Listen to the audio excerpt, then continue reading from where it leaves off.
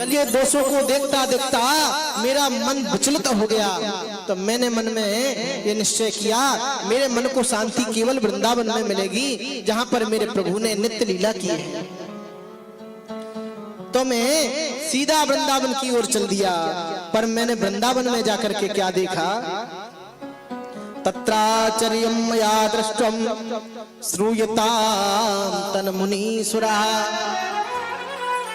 एका तू तरुणी तत्रा निषण्णा खिन्न मानसा। मैं जैसे ही यमुना पुलन में पहुंचा, यमुना के तट पे जाकर के मैंने क्या देखा, एक तरुणी युवती, एक युवान माता बैठी विलाप कर रही है और कई देवियां उसके आंसू पोंछ रही है। कोई जल पिला रही है, कोई पंखा झल रही है, कोई समझा रही है, परंतु वो देवी रोना बंद नहीं कर रही। पर मैंने देखा उस देवी की बगल में दो पुरुष लेटे हुए हैं जो अचेत अवस्था में हैं, वृद्धावस्था में हैं। तो नारद जी ने कहा, जब मैंने उसको रोते हुए देखा मेरे मन में दया आ गई, क्योंकि संतों का हृदय तो बड़ा कोमल होता है। जब मैंने उस देवी को रोता हुआ देखा तो मैं उस देवी के पास जाने लगा। मेरे मन में यह आता है क्यों रो रही है, इसका दुख पूछूं जरा। पर जैसे ही मैं नजदीक पहुंचा तो माताओं के झुंड को देखा, उसमें कोई पुरुष नहीं है, दो पुरुष हैं, वो अचेत अवस्था में हैं। तो देवियों के झुंड में अकेला नहीं जाना चाहिए।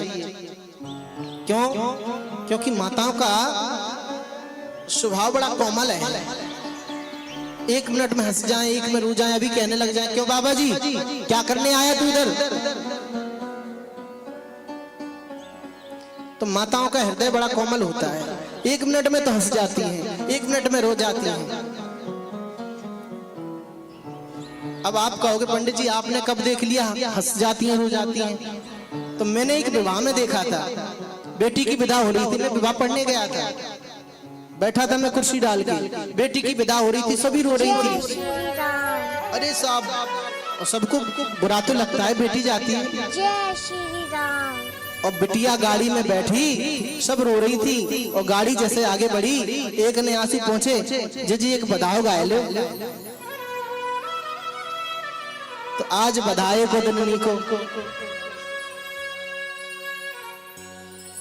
तो नारद जी ने सोचा कि यहाँ केवल माताएं हैं, इसलिए मेरा जाना उचित नहीं है।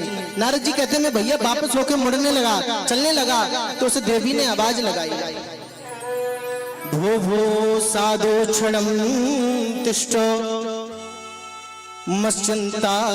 मश्चिंतामपनाशया दर्शनम तब लोकस्य सर्वथा गहरम परम। अरे महात्मा जी जरा 2 मिनट के लिए ठहर जाओ। भो भो साधो क्षणम तिष्ठ, एक क्षण के लिए रुक जाइए, आप मेरी चिंता को समाप्त कर दो। आपका दर्शन जिसको हो जाता है उसके जीवन के संकट समाप्त हो जाते हैं, ऐसा मैंने सुन रखा है। हे महात्मा जी आप जरा मेरे संकट को दूर कर दो। नारद जी कहते हैं भैया जब उस देवी ने आवाज लगा करके ऐसा कहा, मैं पीछे मुड़ा और मैंने पूछा कि काश काश तुम का बिमौचे चेमा नार्या का पद्मलोचना बद देवी सविस्तारम स्वस्य दुखस्य कारणम। देवी तुम कौन हो, तुम्हारा नाम क्या है, ये पद्मलोचना ये देवियां कौन है, और आपका दुख क्या है, आप मुझे विस्तार से बताओ। जब मैंने पूछा तो उस देवी ने बताया, अहम भक्तिर्ख्याता इमौ में तनयौ मतौ ज्ञान वैराग्य मानो काल योगेन जर्जरो।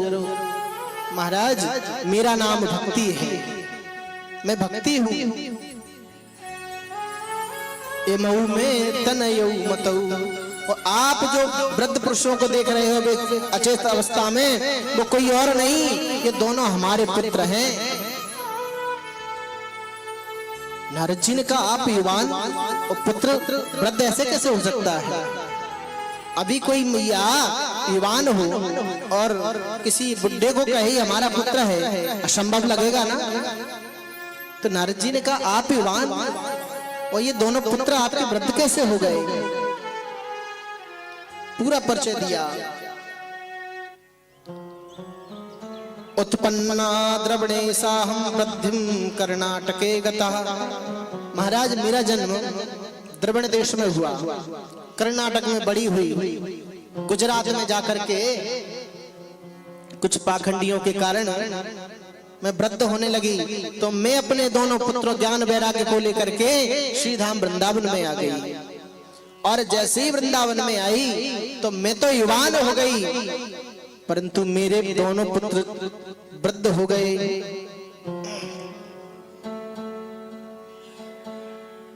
वृंदावनस्य संयोगात् पुनस्त्वं तरुणी नभः। मैं तो तरुणी हो गई, परंतु वृंदावन में आते ही मेरे पुत्र वृद्ध हो गए। क्यों?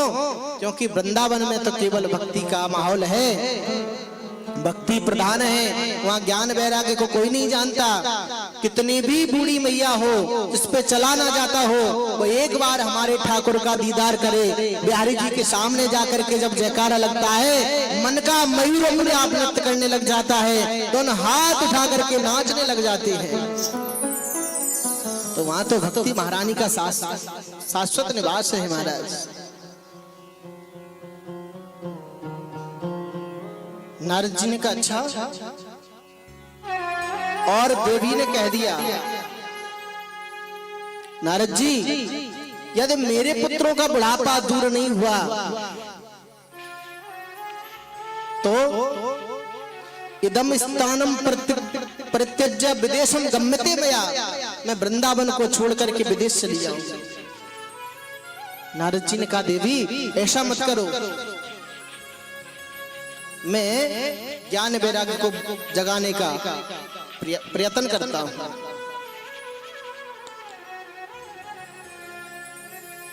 नारद जी ने बहुत प्रयास किया, वेद वेदांतों के पाठ किए, गीता का पाठ, गीता पाठैर मुहुर मुहुर, बार बार गीता का पाठ करते हैं। ज्ञान वैराग्य को एक बार तो होश आया और थोड़ी देर में पुनः अचेत अवस्था को हो गए। नारद जी के थैला में महाराज जितने चूरन चटनी थे सब चटा दिए, परंतु ज्ञान वैराग्य का रोग दूर नहीं हुआ। अब तो नारद जी को चिंता हो गई। भक्ति महारानी से वचन दे दिया, देवी तुम चिंता मत करो, मैं हरि का दास प्रतिज्ञा करता हूं, यदि ज्ञान वैराग्य के बुढ़ापे को दूर ना कर सका तो मैं अपना मोह दुनिया में नहीं दिखाऊंगा। नारद जी ने बहुत प्रयत्न किया,